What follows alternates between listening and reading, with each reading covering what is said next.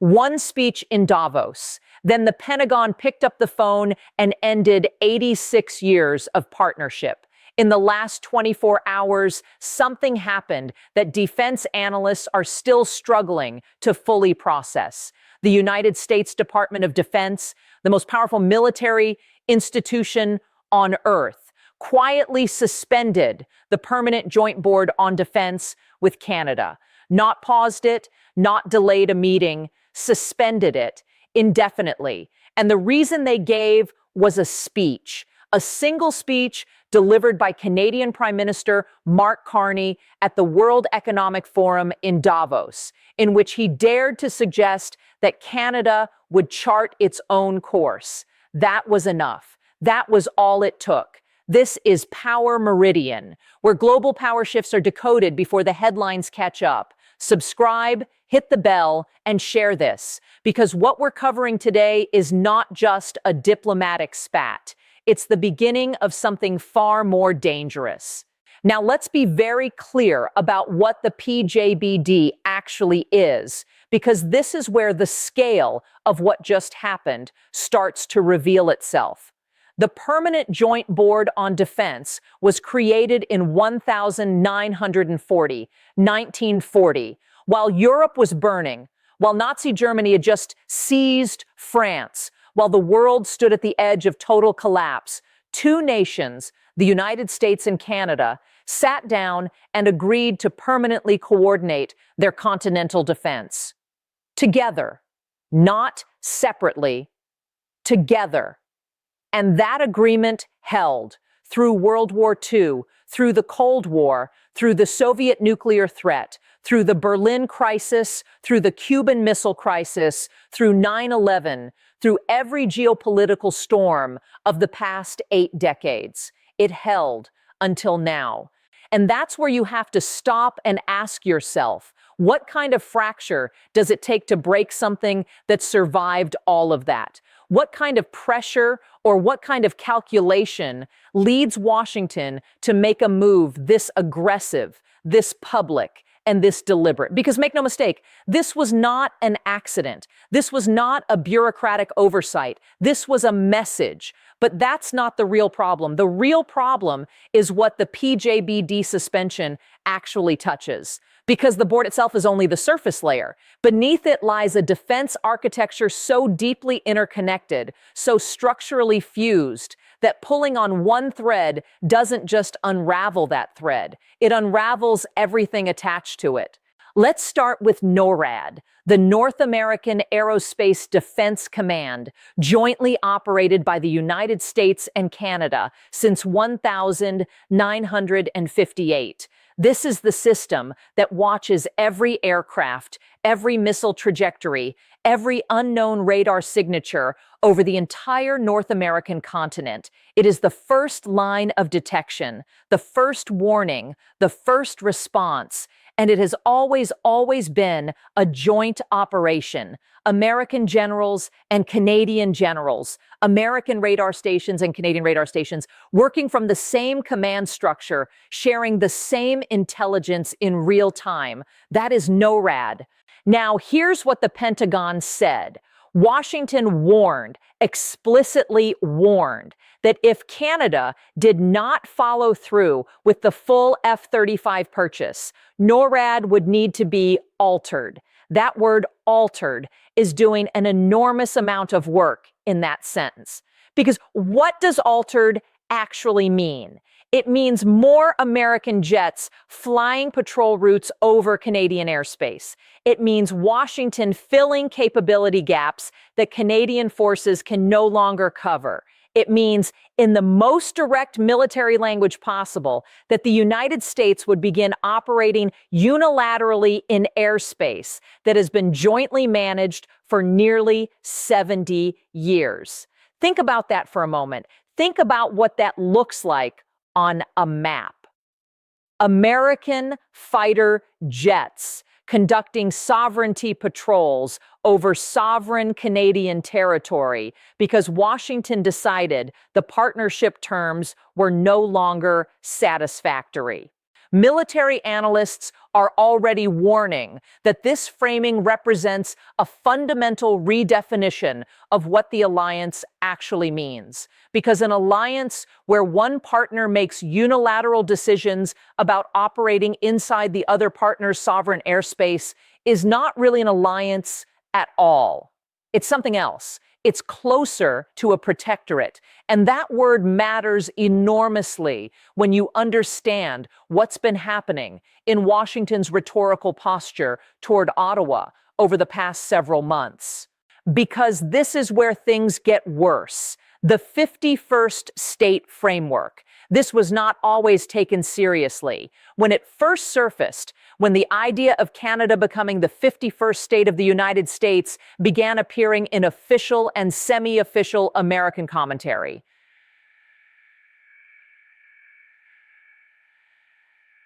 Most analysts treated it as provocation, as bluster, as the kind of geopolitical noise that gets generated in politically charged atmospheres and then dissipates. But it did not dissipate, it escalated. And the PJBD suspension is now being read by senior Canadian defense officials as part of a deliberate and coordinated pressure strategy designed to incrementally erode the conditions under which Canadian sovereignty is sustainable.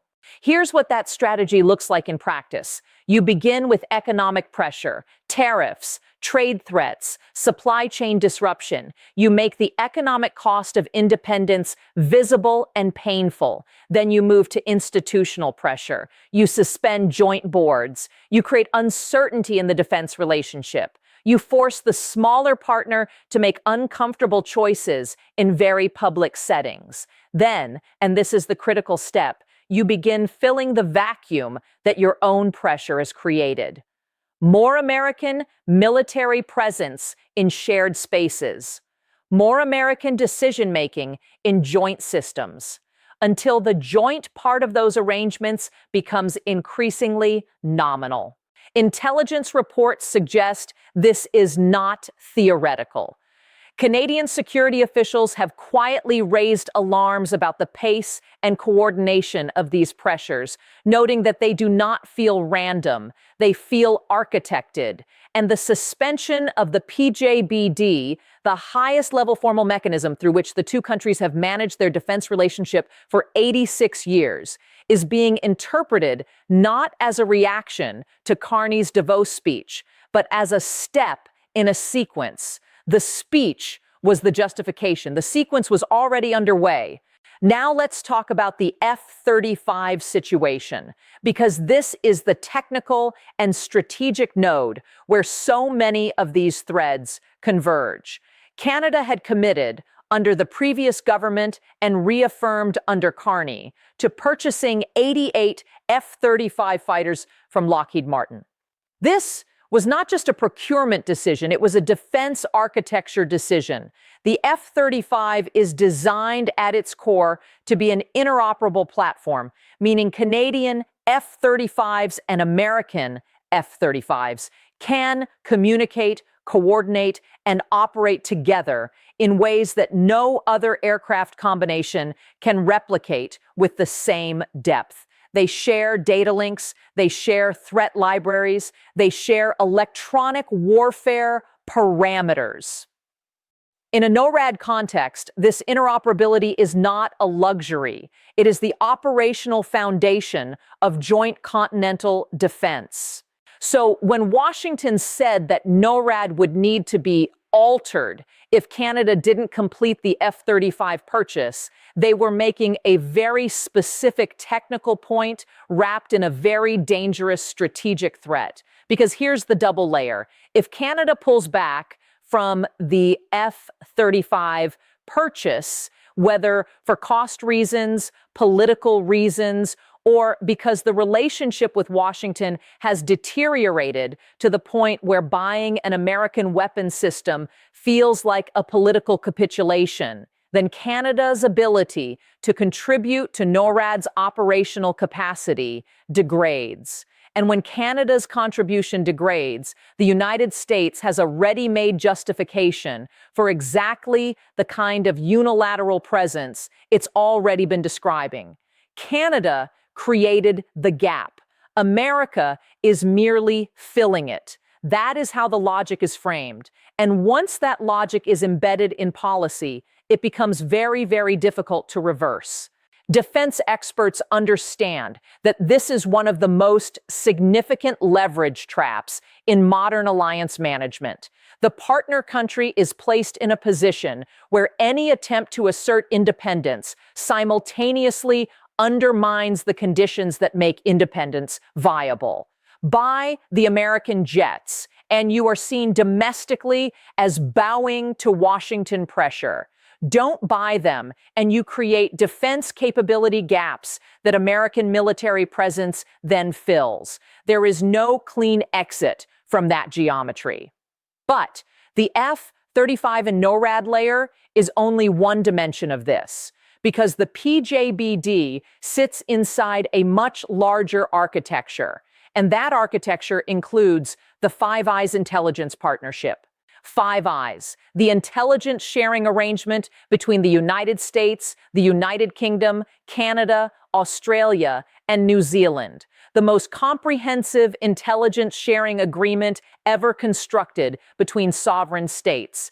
These five nations share signals intelligence, human intelligence assessments, cyber threat data, and strategic analysis at a level of depth and detail that has no parallel anywhere in the world. And Canada is not a peripheral member of Five Eyes. Canada is one of the founding partners. The Communications Security Establishment, Canada's Signals Intelligence Agency, operates some of the most strategically positioned collection infrastructure on Earth, including in the Arctic, where the geopolitical competition with Russia and China is intensifying by the month. Now, here is the critical question. If the U.S.-Canada defense relationship deteriorates to the point where the PJBD is suspended, where NORAD is being described as needing alteration, where the economic and political relationship is under sustained structural pressure, at what point does the Five Eyes relationship become operationally compromised? This is not a hypothetical that military planners are dismissing. It is a live concern because intelligence partnerships operate on trust at two levels: formal trust, which is the legal and treaty architecture, and operational trust, which is the day-to-day willingness of agencies to share sensitive materials with partners they believe are reliable, aligned, and stable. Formal trust can persist long after operational trust has eroded. And right now, multiple signals are pointing toward erosion. And that's where everything breaks down, because once you start pulling at the Five Eyes thread, you are no longer talking about a bilateral Canada-US problem. You are talking about a structural shock to the most important intelligence architecture in the Western world. The UK is watching.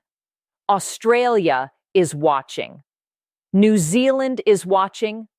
Every Five Eyes partner is watching Washington's posture toward Ottawa and drawing conclusions about what kind of partner the United States intends to be going forward. And those conclusions will shape decisions about intelligence sharing, about diplomatic positioning, about the degree to which those partners are willing to align with American strategic preferences in moments of crisis. This changes everything, not because Canada alone represents some overwhelming strategic counterweight to American power. It doesn't, but because the global network of alliances and partnerships through which American power is projected depends fundamentally on the credibility of American commitment to those partnerships. When the most integrated, most stable, most historically reliable bilateral defense relationship on Earth, Canada and the United States, can be suspended over a speech, every other partner in every other alliance structure looks at that and recalibrates. What does this mean for NATO? What does it mean for the Pacific partnerships? What does it mean for the entire post-1945 security architecture that was built on the premise that American alliance commitments are durable and trustworthy? So what are Canada's options? Let's go through them seriously because each one matters and none of them are clean. Option 1, capitulate. Ottawa reverses course. Carney walks back the independence rhetoric. Canada confirms the full F-35 purchase. The PJBD is quietly restored. On the surface, the crisis is over, but the precedent is catastrophic because what has just been established unmistakably for all the world to see is that the United States can suspend foundational defense mechanisms as leverage to extract political compliance from its closest ally. That precedent does not stay contained to Canada.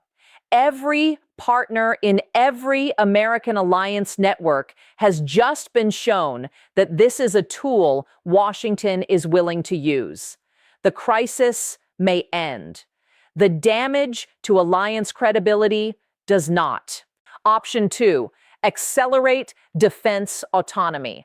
Canada begins serious investment in independent defense capability, accelerated domestic procurement, deeper European security partnerships, potentially exploring bilateral arrangements with NATO partners that reduce Canadian dependence on American systems. This is the option that sounds most strategically coherent, but the timelines are brutal. Defense capability is not built in months. It is built over decades. The industrial base, the training pipelines, the logistics infrastructure, all of it takes time. And in the window between the decision to pursue autonomy and the achievement of meaningful autonomous capability, Canada is more exposed, not less. Option 3, escalate diplomatically. Ottawa uses every multilateral platform, NATO, G7, the UN Security Council, to internationalize the pressure. Make the PJBD suspension a matter of public record in forums where American partners are paying attention. Force Washington to defend its posture in front of the very allies whose confidence it needs. This option has some appeal because it shifts the cost of the confrontation onto American diplomatic capital rather than Canadian military capacity. But it also carries risk. Washington does not respond well to public pressure from smaller partners, and the current administration has demonstrated a willingness to absorb diplomatic criticism in exchange for strategic outcomes.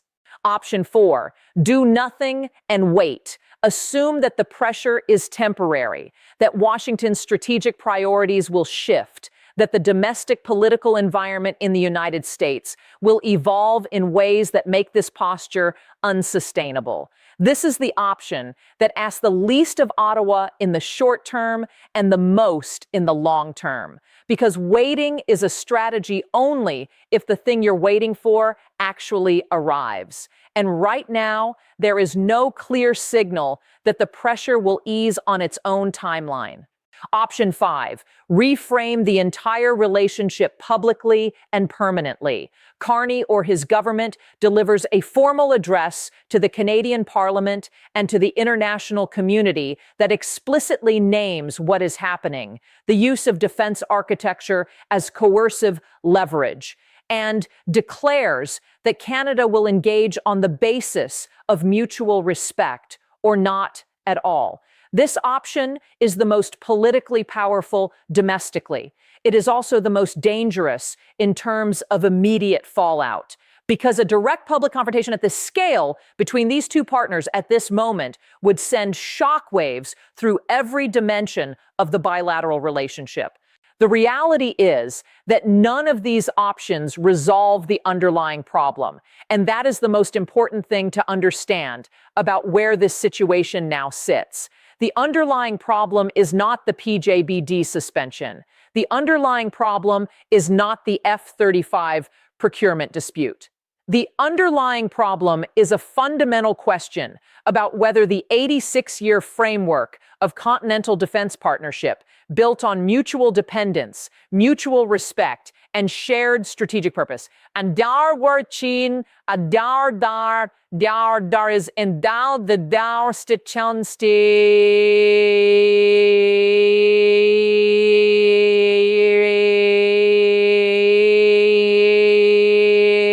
assumption on both sides of the border. And right now, the answer to that question is genuinely unclear. Military analysts are already warning that the next 90 days will be critical because defense architecture operates on something called confidence maintenance, the ongoing low-level signals that partners send each other to confirm that the relationship is functional, that commitments are real, that the machinery will work when it needs to. When those signals stop, when boards are suspended, when ultimatums are issued, when speeches become justifications for institutional rupture, confidence maintenance collapses. And once it collapses, restoring it requires far more than resuming the meetings that were suspended. It requires rebuilding the underlying trust. And trust in defense partnerships is rebuilt slowly, in small increments, over long periods of time. It is broken very, very quickly. What this means is that even if the PJBD is restored tomorrow, even if Carney and the Pentagon find a way to publicly de-escalate, the damage to the operational confidence of the relationship will persist. Canadian defense planners will continue designing contingencies that do not rely on American cooperation. American military planners will continue updating assumptions about Canadian capability gaps. And the slow drift toward a less integrated, less trusting, more transactional defense relationship will continue beneath the surface of whatever public restoration is announced. What this means is that even if the PJBD is restored tomorrow, even if Carney and the Pentagon find a way to publicly de-escalate, the damage to the operational confidence of the relationship will persist. Canadian defense planners will continue designing contingencies that do not rely on American cooperation. American military planners will continue updating assumptions about Canadian capability gaps. And the slow drift toward a less integrated, less trusting, more transactional defense relationship will continue beneath the surface of whatever public restoration is announced. There is also a generational dimension to what is being lost here that very few analysts are discussing. The officers, the intelligence analysts, the defense planners who built the working relationships that make joint defense architecture actually function. They built those relationships over careers, over decades, over shared exercises and shared crises and shared institutional memory. Those relationships are not abstract. They are what makes a phone call work at 3 a.m. when a radar signature needs to be identified in under 4 minutes. They are what makes joint response drills mean something operationally rather than ceremonially. And when institutional frameworks are suspended, those working relationships atrophy. People get reassigned. Counterparts change. The informal architecture of trust that sits beneath the formal architecture of treaties begins to dissolve. And unlike a board meeting, which can be scheduled back onto a calendar, that informal architecture cannot be restored by announcement. It grows back slowly, if it grows back at all. That is the real consequence of what happened in the last 24 hours. Not the suspension of a board, not a procurement ultimatum, not a Davos speech.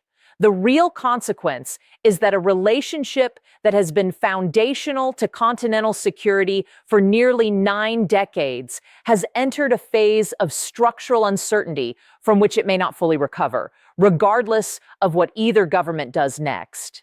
Intelligence reports suggest that allied capitals from London to Canberra are already in quiet communication about what contingencies look like in a world where the U.S.-Canada defense relationship cannot be assumed to be stable. That conversation, happening right now in rooms that are not open to cameras, is itself a measure of how serious this moment is. Because the fact that allies are running those scenarios means the threshold for concern has already been crossed. The question is no longer, could this get worse? The question is, how much worse does it get before it stabilizes? Let's be precise about what the Arctic dimension means here, because it is the piece of this story that most mainstream coverage has not yet fully connected. The Canadian Arctic, vast, sparsely monitored, and increasingly contested, is one of the most strategically valuable geographic spaces on Earth.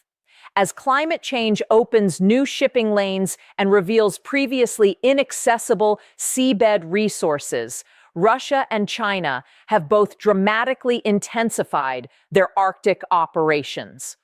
Russian nuclear submarines transit Arctic waters with increasing frequency. Chinese icebreakers have appeared in zones where they have never previously been present.